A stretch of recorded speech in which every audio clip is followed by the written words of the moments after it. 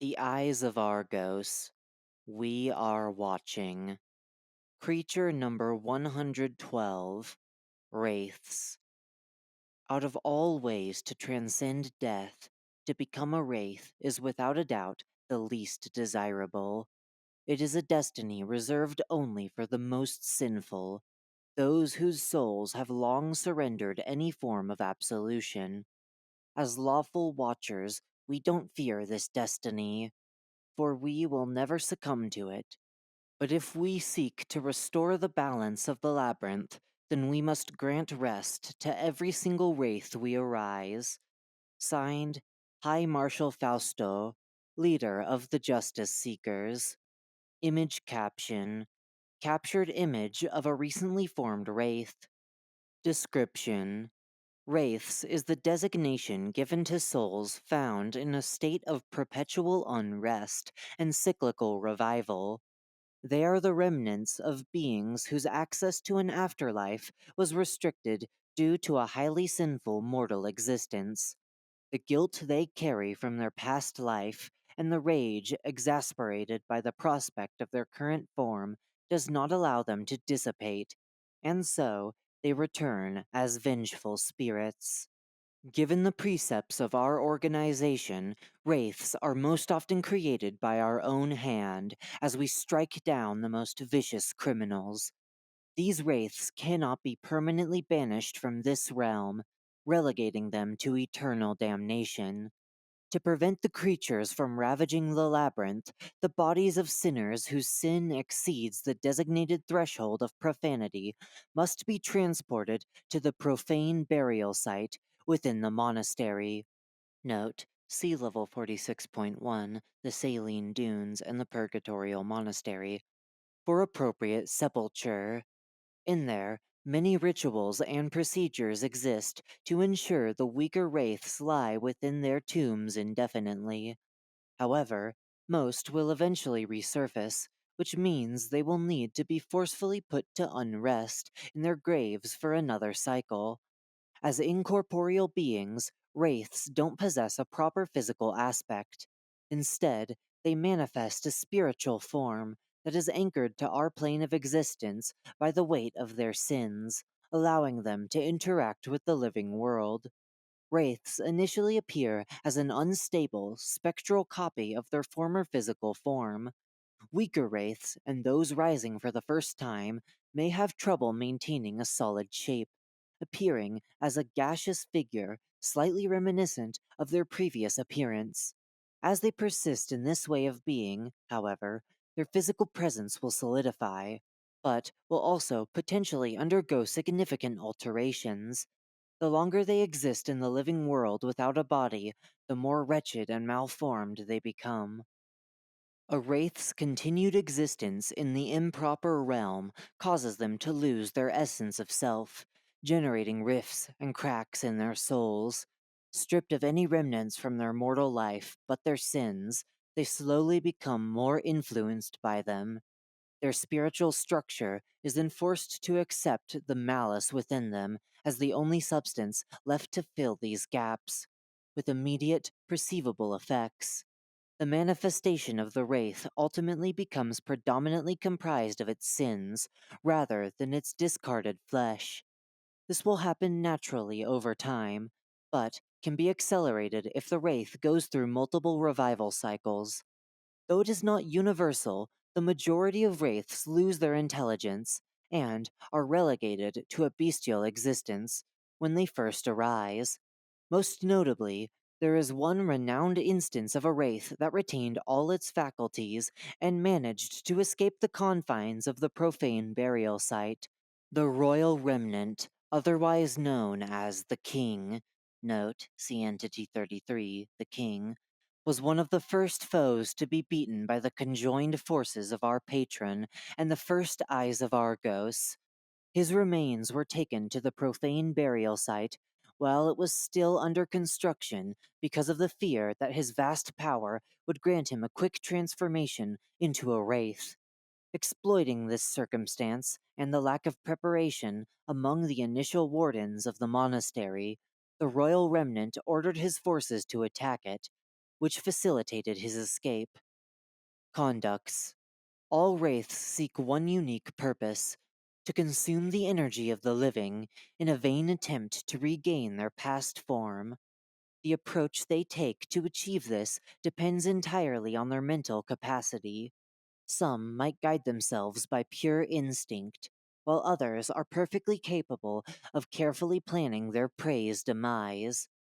The intelligence level of wraiths varies wildly and is dependent on the strength of the creature's initial spiritual imprint at death.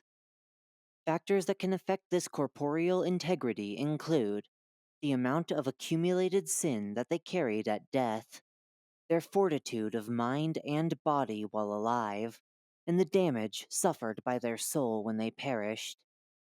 Appendix: an account of the known unrestrained wraith activity. The bleeding wound. Immediate action required.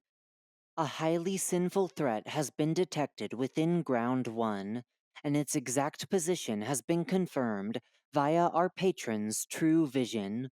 All watchers in the area are instructed to report and reduce the creature immediately, as well as to facilitate its transport to the profane burial site. Extreme caution must be taken during the operation, as the surveillance system over the general public database has intercepted a message indicating that the general population of the labyrinth is aware of the creature's existence. Meg Notice. Attention. Multiple reports have confirmed the presence of an unidentified and highly violent entity prowling the corridors of Level 1. Witnesses describe the being as a humanoid figure of about 6 feet tall, with a constant stream of blood covering its entire body.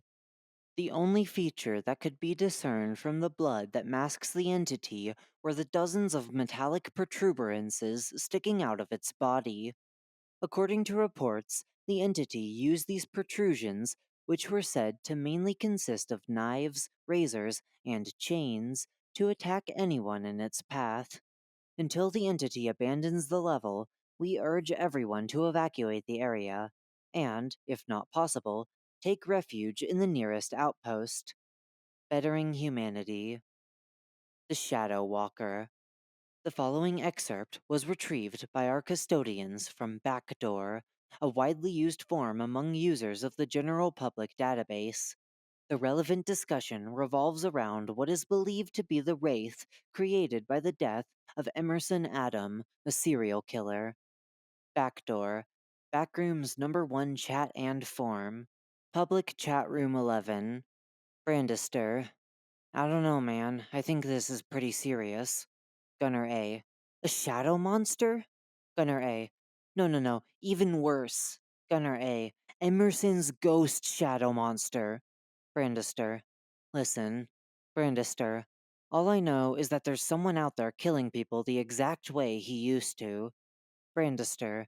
And that some guys I know saw someone or something that really looks like him, but is made out of shadows. Gunner A. Great! Gunner A. So we've got another freak, and they are trying to blame their murders on a ghost. Brandister. They have seen him. They have photos of him. Brandister. Give me a sec. Gunner A. I have to give them that. Whoever's doing this is somewhat smart. Brandister. Brandister sends the image shown on screen. No image caption available. Brandister. Dude. Dude. Brandister. Tell me that doesn't look exactly like him. Gunner A. Brandon, that doesn't look like anything at all. Brandister. They call him the Shadow Walker. They say that since he always striked people from the shadows, he became a shadow himself. Gunner A. Who is they? Brandon, are you reading the conspiracy forums again? Brandister. I just want you to be informed, okay? The Shadow Walker might be out there. Gunner A. There is no Shadow Walker! The Royal Remnant. Greetings, Master. As our recent advances into Ground 94, note, Sea Level 94, motion, can confirm, the reign of the Royal Remnant, known by the Labyrinth's wider population simply as the King, continues undisturbed. Despite all efforts to destabilize it from outside, the remnant's army of quote-unquote animations does nothing but grow, as does the amount of sin the place exudes. It seems, to great despair, that the only option left is direct confrontation. I know your time is scarce, so I must tell you that this missive's purpose is not to confirm truths that deep down we had already accepted. I reach to you, Master, because the watchers you put in my trust have discovered a truth even more undesirable. We are certain that, as the rumors foretold, the Wraith is indeed capable of morphing its form to fit the deepest fears of those he faces, though most probably attribute this capability to his innate power. We know that this is not the case. The royal remnant has somehow obtained the ability to fully control the fluidity granted to his body due to his status as a wraith, and I fear that this is only the beginning. Who knows what else he might have already discovered about the true power of an existence without bounds to the living world, if this knowledge were to be shared to other intelligent wraiths. I ask for guidance, and for others, High Marshal. Until then, may Argos's vision guide you. Signed, Socorro of the Justice Seekers.